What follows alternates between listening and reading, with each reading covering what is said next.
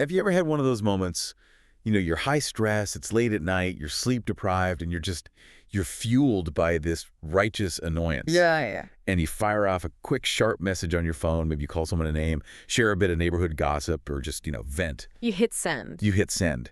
And that instant feeling of dread hits you. Yeah. You delete it in seconds and you think, with this massive sigh of relief, okay, crisis over.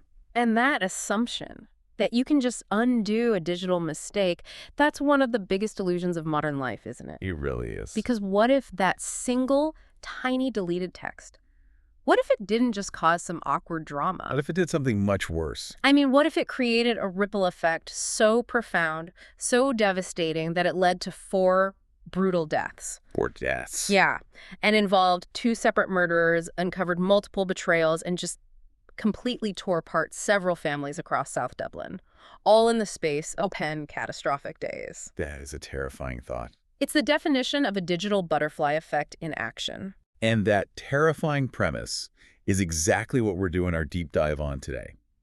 We're unpacking this staggering case study centered on a Dublin teacher named Susan O'Donnell. And her life didn't implode because of some, grand malicious plan. Yep. It was because she fumbled the send button on WhatsApp. She sent a message meant for her sisters to a 300-member community group. Wow. Our source material for this, it's almost like a forensic clock. It gives us this minute-by-minute account of the whole disaster. So we can really trace it. We can trace exactly how that digital malice, that one careless bit of gossip, activates all these long-held secrets and fractured family histories. It's a chilling look at the unforeseen power of communication. Or, I guess, miscommunication in this case. Exactly. So, our mission today is to follow this tragic chain of events. We're going to start with that accidental text and meticulously follow it through the immediate fallout. Then the chilling case of mistaken identity that comes next. The uncovering of multiple affairs. And then the final, shocking reveals that expose 2 very different, highly motivated killers. And for you listening, this is really a crash course in how quickly your privacy, your safety, and even your sanity can just erode when you lose control of a single piece of information. So let's set the stage. We need to go back to the beginning of the end. It's a miserable Tuesday morning. We're calling it day -9. Right. And we meet Susan O'Donnell. She's a secondary school teacher, but she's on maternity leave. And she describes herself as being sleep-deprived and ready to do battle, which I think it perfectly encapsulates that mood, doesn't it? Absolutely. So she's scrolling through her local community WhatsApp group. It's called Oak Park. And this isn't some small chat. It's a huge Dublin housing estate group, about 300 members. So it's the usual mix of stuff, right? Like, who knows, a good electrician or coordinating borrowing hedge trimmers. Yeah, but interspersed with what Susan calls open the popcorn dramas. And this particular morning, the drama is being served up by a woman named Celeste Geary. Celeste is described as a high-powered banking professional and, crucially, the mistress of pointy comments. I feel like we all know a Celeste. We do. And she posts something that Susan takes as a direct pointed dig at her, suggesting that Susan, because she's on maternity leave, is somehow less busy or, less dedicated than the working mothers in the group. Ouch. Susan's cheeks are flaming. She takes this very, very personally. So fueled by that lethal cocktail of sleep deprivation and indignation, She decides to vent. She takes a screenshot of Celeste's post and drafts this scathing, really bitchy message to go with it. And it wasn't just a general complaint. No, it was specific. It criticized Celeste's children, calling her daughter Nika bratty. And this is the critical part. It mentions Celeste's husband, Warren, being wrapped around the PR girl at the opening party for Bar 4. That is some detailed, high-level neighborhood gossip. Exactly. So she intends to send this digital bomb to her 2 sisters, Greta and Lisa, just for some commiseration. But that's not what happens. Here it is, the catastrophic, world-shattering mistake. In her haste, she sends the whole thing, the screenshot and her snarky commentary, to the 300-member Oak Park group. Oh, no. It's that classic, horrible digital error. And for a secondary school teacher to send a text that publicly insults teenagers and exposes a potential affair involving one of their dads. It's a monumental professional liability. It doesn't even matter if the gossip is true. Susan had maybe 5 seconds of horrified realization before her phone starts ringing. It's her sister Greta, who's usually the calm one. And she's screaming. Screaming down the line, delete, delete, you send it to the whole Oak Park group. Susan manages to delete it for herself, but We all know, in the digital world, even a few seconds is an eternity. Hmm. Oh, let's talk about that window of time. Even if she deletes it almost instantly, someone has seen it. Someone always sees it. Oh, absolutely. That message didn't just spread, it went viral with terrifying speed. The speed of digital gossip is always geometric, isn't it? It is. Screenshots were taken immediately and just blasted across every adjacent social sphere. We hear it went to Greta's hockey coach group, Lisa's school mom group. So it's not even contained to the Oak Park chat. Not at all. This is now circulating across multiple layers of South Dublin suburbia. It was that quintessential open the popcorn moment, but Susan was the one being roasted. And she tried to use this, like, thin cloak of digital anonymity. Right, the display name SOD and a daisy profile picture. But in a close-knit community, that kind of anonymity lasts for about 2 seconds. If Celeste Geary, the mother she targeted, had her number saved, which of course she did, Sodide instantly becomes Susan O'Donnell. It's a crucial point about how futile local digital privacy really is.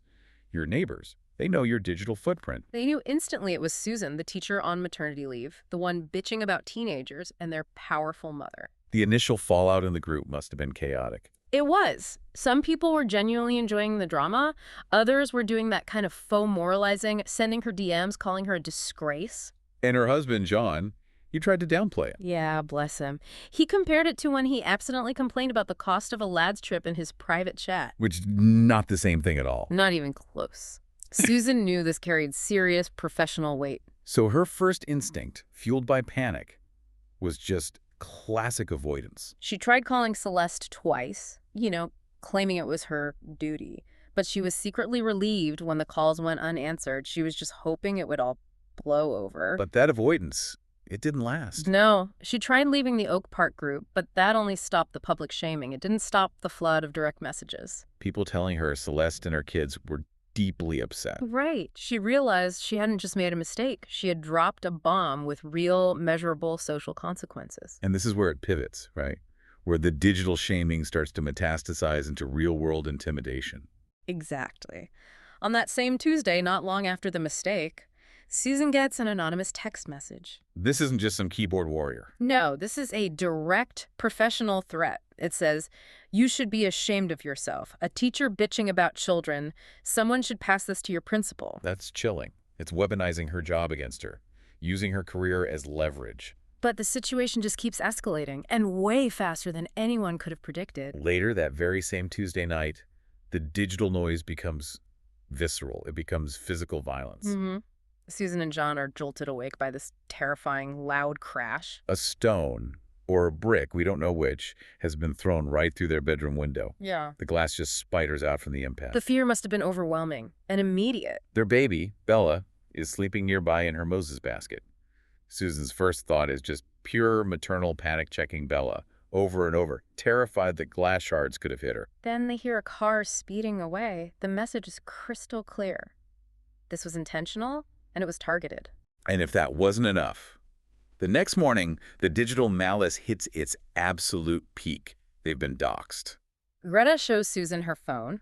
A local buy and sell Facebook group, the kind for old shares and stuff, is sharing Susan's original screenshot. And not just the screenshot. No, her personal phone number, her full postal address, and the specific damning call to action: email your principal. That is the ultimate pile-on. It's designed for maximum professional and personal pain. It proves the community isn't just talking about her, they're actively mobilizing against her. And then the second threat arrives Wednesday morning, and this one ratchets up the violence and malicious intent even further. How does it say? It reads, "You got away lightly last night. You deserve to die for that message and what it's done." You deserve to die. I mean, that is an extraordinary jump in hostility over what is, at its heart, neighborhood gossip. Susan's reaction is just disbelief. How could she possibly deserve death for a careless text? But the wording there, what it's done. Exactly. That implies consequences far beyond just public humiliation for the Geary family. It suggests Susan's message has already caused some kind of deep damage that we haven't even seen yet. And that vague, ominous phrasing is the first serious clue that this isn't just about neighborhood drama or some angry student lashing out. This incident has tapped into something much deeper, something that connects that public WhatsApp group with the hidden, violent secrets of the community. Okay, let's step back from the immediate fear for a second and look at this. This bizarre geographical twist that's about to become central to the whole mystery. The two Oak Parks paradox. It sounds like a bad planning decision from the council. It really does, but it's crucial. There are two housing estates in Dublin with the exact same name.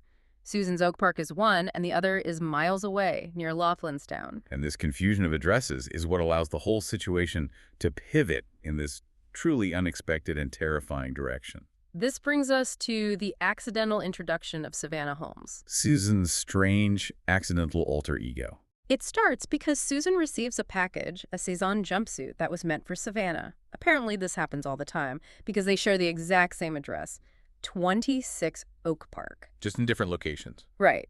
And Susan develops this weird, vicarious connection with Savannah, who lives at the other 26 Oak Park. So Susan, who's in this sleep-deprived maternity fog, is observing Savannah's life through these misdelivered packages and her public social media. And Savannah is the definition of curated glamour. She's a banking professional, no kids, luxury holidays, elaborate makeup tutorials on Instagram. And critically, a very public, detailed tree nut allergy.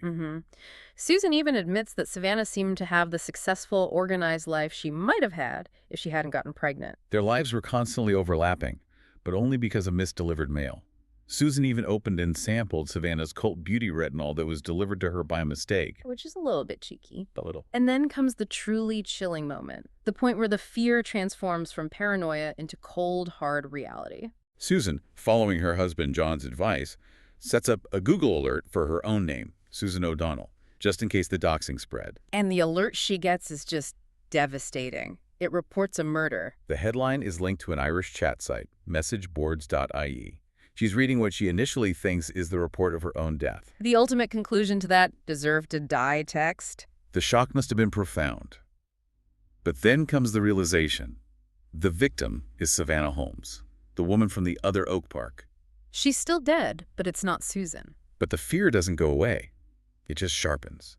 Susan realizes Savannah lived at the same highly specific address, 26 Oak Park. They were similar in age, coloring, build. This is the critical juncture. Susan is now staring at the terrifying probability that someone, motivated by that hateful text, went for revenge. And murdered Savannah because they believed she was Susan O'Donnell. The digital butterfly effect has claimed its first fatal victim through a classic case of mistaken identity, all driven by an identical address. And the crime scene details that the Gardai give to Susan and her sister Lisa, they only underscore this horrifying connection.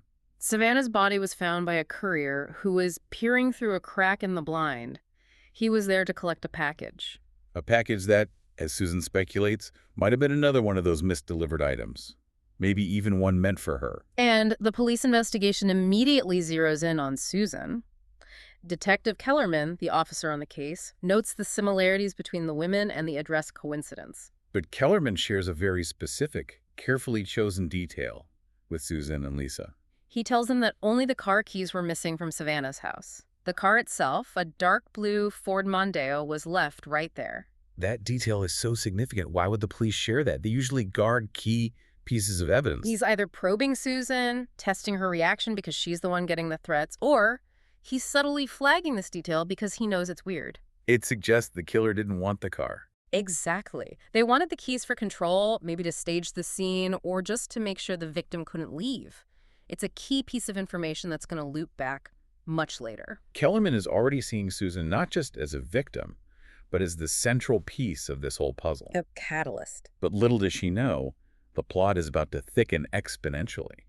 It's about to move from mistaken identity to deeply personal, devastating betrayal. So let's pivot back to the source of all this initial trouble. The Geary family, Celeste and Warren, the original targets of Susan's careless text. They are clearly deeply tangled up in what happens next. When Susan finally tries to reach out and apologize to Celeste, it's this rambling, nervous text where she even mentions the murder and the mistaken identity. Celeste's response isn't forgiveness. No, it's called calculating control. She demands a humiliating public apology. And not just a sincere one. No, a public retraction where Susan has to explicitly state that she made it all up, which would deny the truth of the affair that Susan's message had exposed. So Celeste's priority isn't closure or morality.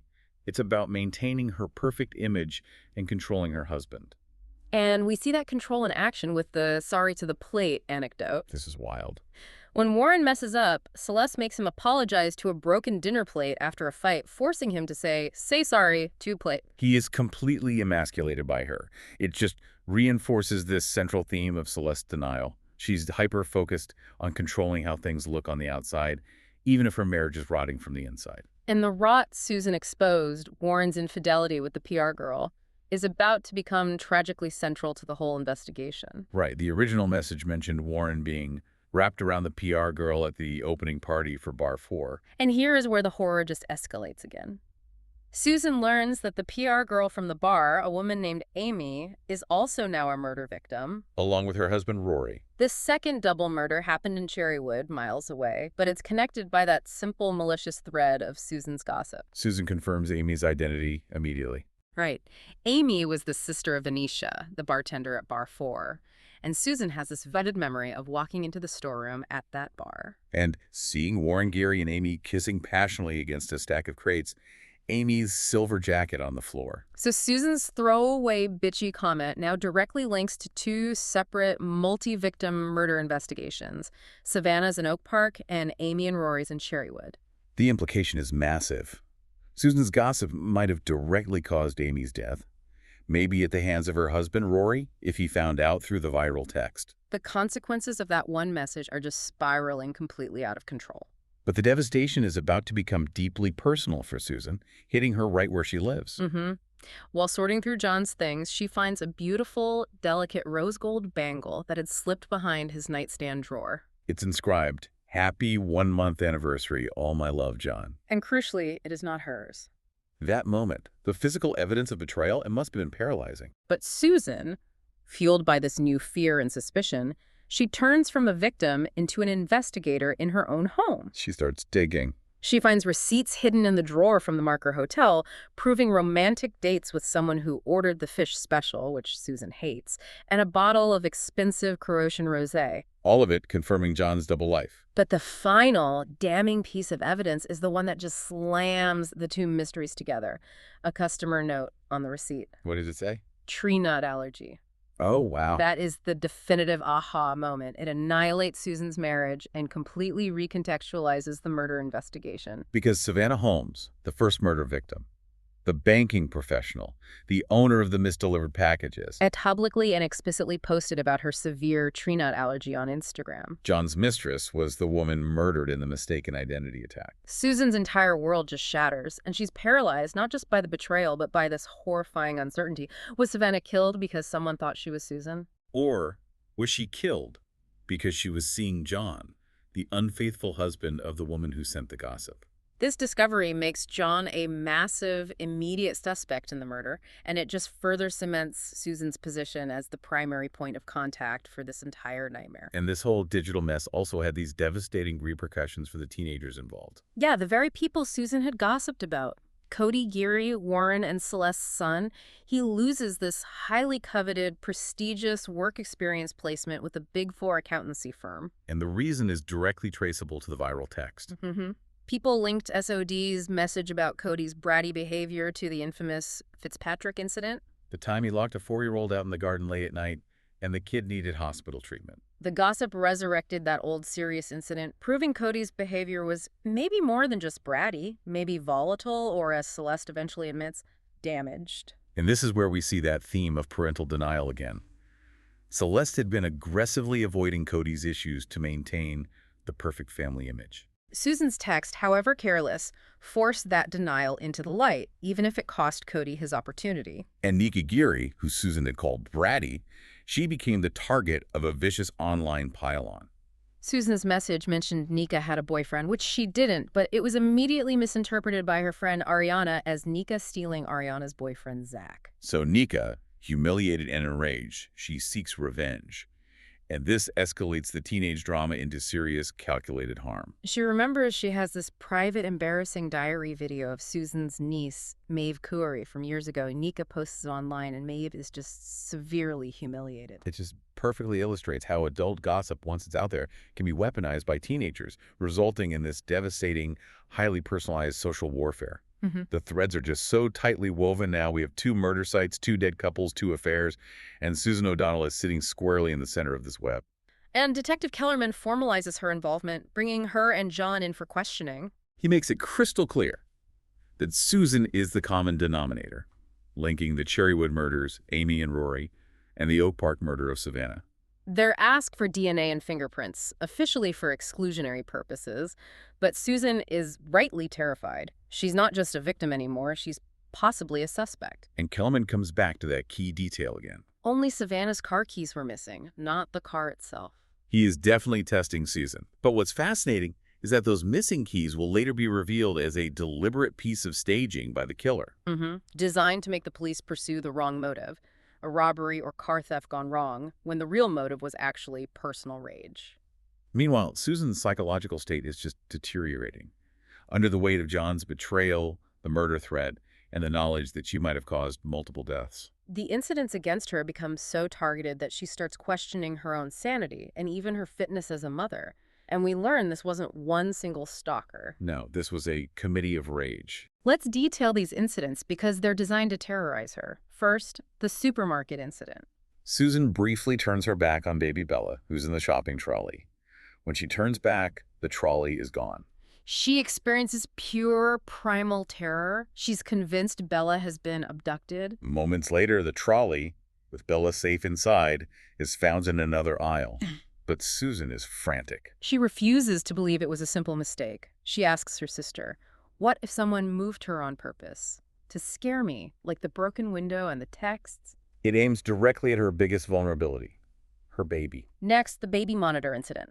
One night, she sees a shadowy figure in Bella's room on the monitor screen. Convinced a stalker is in the house, she grabs Bella and flees hysterically into the dark driveway. Jen later tries to rationalize it, saying he'd recently adjusted the camera and it was probably just a glitch. A technical explanation, but it does nothing to soothe her shattered nerves. She is hypervigilant. She's seeing threats everywhere. And the third terrifying incident, this is the one that seals the neighborhood's growing perception of Susan as an unfit mother. While Susan's inside, Bella's found lying on the front lawn.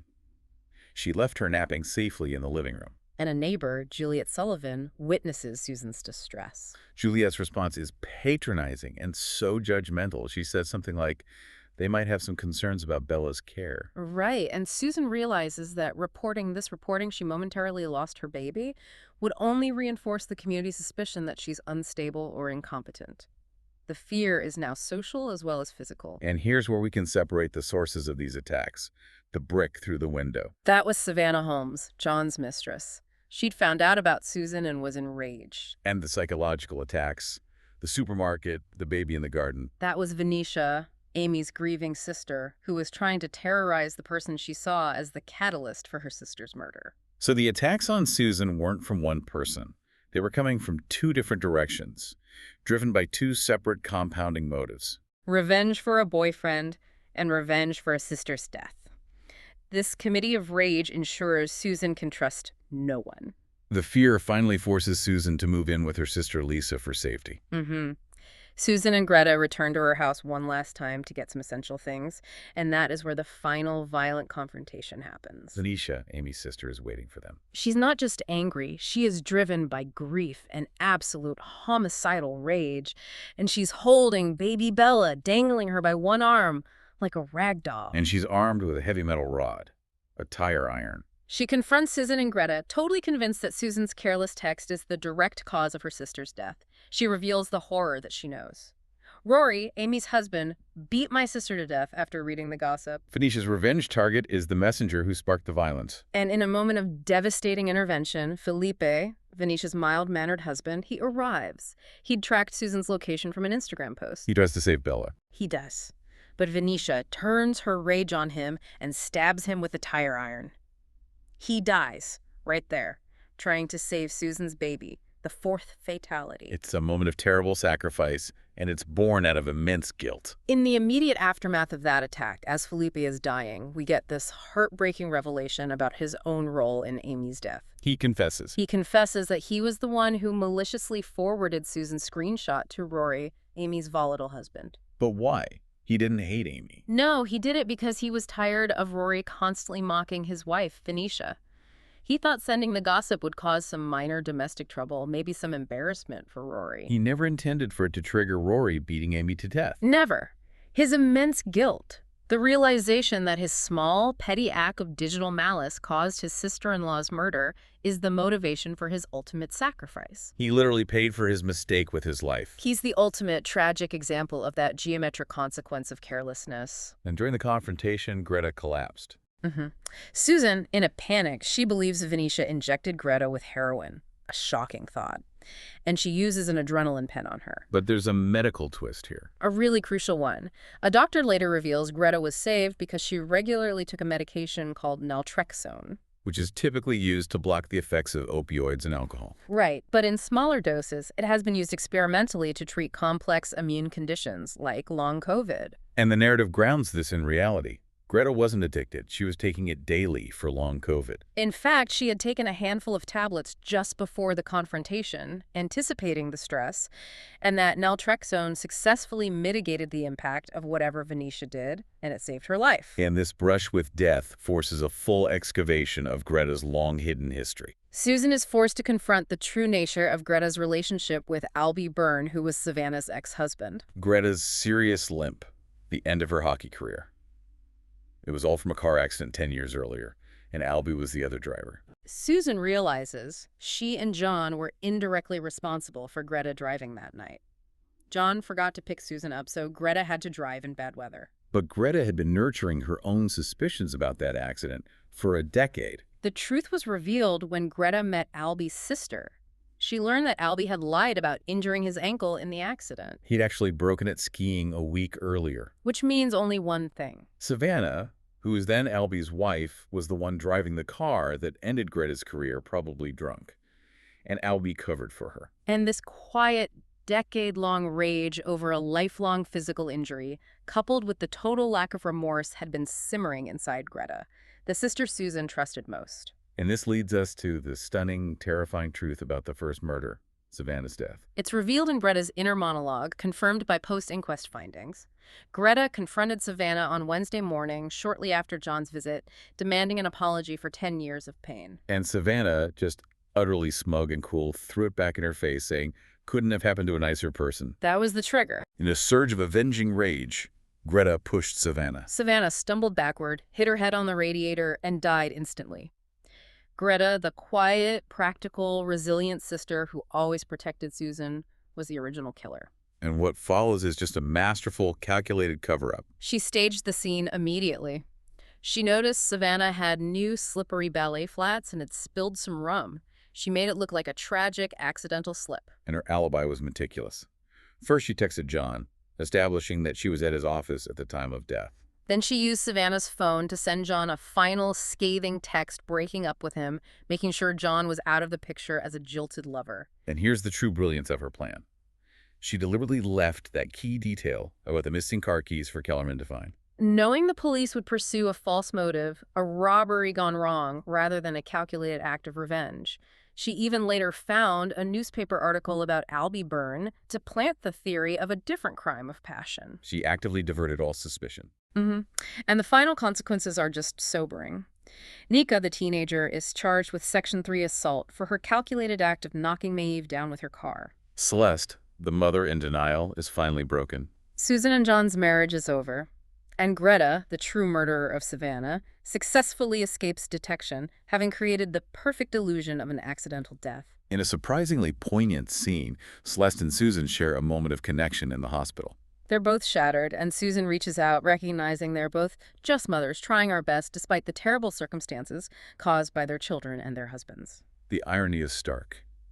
John is free, Susan is alive, and Greta, the protector and the killer, just continues to move through the world, her decade of rage finally satisfied. What a profound and devastating trajectory we have just traced. 10 days. From a moment of digital carelessness to a cataclysmic breakdown of social order. That single deleted text message led to two separate murderers, Greta and Venetia. 2 charged teenagers, Nika and Cody. 3 hospitalizations and 4 tragic deaths. Savannah, Amy, Rory, and the guilt-ridden, heroic Felipe. The core lesson here really is about the geometric consequences of these minor digital actions. Susan's failure to stop the initial gossip had ramifications that reached so far beyond the screen. It activated layers of revenge, deeply buried secrets, and violence across 3 families she barely even knew. And it wasn't the gossip itself that killed people. It was the fact that the gossip unlocked pre-existing violence, denial, and rage. Right. Think about what fueled this. Celeste's denial about her son, Warren's secret affair, John's double life with Savannah. And most shocking of all, Greta's decade-long quiet rage over her injury. The text was just the key that turned the lock on all of it. And this raises a profound, final, provocative thought for you to consider. Greta, the person Susan trusted implicitly, she committed the original murder to avenge her own past. But Susan, despite being the direct catalyst for the entire tragedy, she learned the most shocking truths about her husband, her sister, the murder, not through police work. But through accidental clues, the rose gold bangle, the hotel receipts, the misdelivered packages. So in a crisis that's driven entirely by hidden information and denial, who is ultimately safer? Is it the person who actively avoids the truth to maintain control, like Celeste? Or is it the person who's compelled to keep digging, like Susan, even when every answer reveals a fresh, terrifying layer of devastation? And how many explosive, life-altering truths are still buried, simmering just beneath the surface of the polite conversations in your own neighborhood WhatsApp group? Maybe next time, just Yeah. stick to borrowing the hedge trimmers. We'll see you next time on The Deep Dive.